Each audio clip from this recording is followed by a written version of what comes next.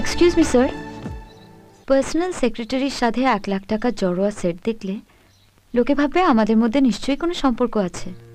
নেই বুঝি? থাকলে আপনি বলুন। থাক থাক, আমি বলছি।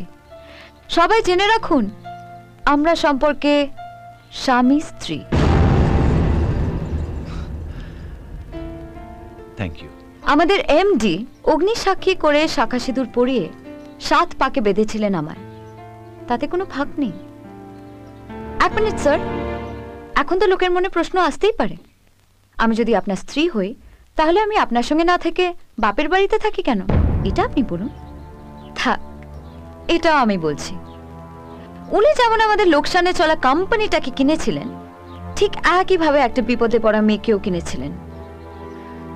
সেই মেয়েটি আমি। ও সরি সরি সরি সরি, ভুল বললাম। উনি আমার সঙ্গে কন্ট্রাক্ট ম্যারেজ করেছিলেন, 1 বছরের এগ্রিমেন্ট। এই 1 বছরের মধ্যে যদি ওনার আমার প্রতি ভালোবাসা জন্মায়, তাহলে আমি ওনার স্ত্রী হয়ে থাকবো সারা জীবনের জন্য, না হলে উনি আমায় ছেড়ে দেবেন। ভালোবাসাও জন্মালো না, উনিও আমায় ছেড়ে দেবেন।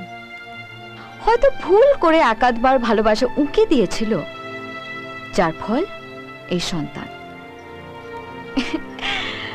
আনন্দের সংবাদ, আজকাল ওনার আমার প্রতি ভালোবাসা আবার জেগে উঠেছে।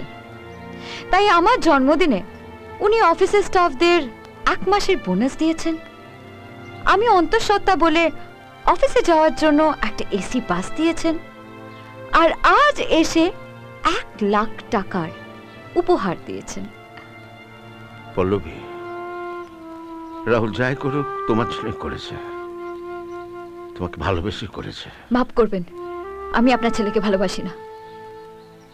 তাহলে নিমন্ত্রণ করে ডেকে এনেছিলি কেন? সবার সামনে এদের অপমান করার জন্য? না, আমার পেটের বাচ্চার জন্যে। আমার শাখাসিতে দেখে কেউ জিজ্ঞেস করবেন আমার স্বামীকে, কিন্তু কাল আমার বাচ্চাকে তো জিজ্ঞেস করতেই পারে তোর বাবাকে। যাতে সবাইকার সত্যিটা জানা থাকে, এই জন্যই আপনাদের ডেকেছি। আপনারা এসছেন, আমি কৃতজ্ঞ। এবার যেতে পারেন। পল্লবী, যাকে তুমি পৃথিবীতে নিয়ে আসছো সে রাহুলেরও সন্তান। যা কিছু হয়েছে ভুলে যাও, চলো বাড়ি ফিরে চলো। সরি স্যার, এগ্রিমেন্টে কিন্তু কোথাও লেখা ছিল না এই 1 বছরের মধ্যে আমার গর্ভে সন্তান এলে তার দায়িত্ব কার। এটা আমার দাম দিয়ে কেনা ভালোবাসার রসিদ। আপনার ছেলের কন্ট্রাক্ট ম্যারেজে বলি হওয়া আমার জীবনের সর্বনাশের জেরক্স কপি। এই বাচ্চার উপর শুধু আমার অধিকার আছে, আপনাদের কারোর কোনো অধিকার নেই।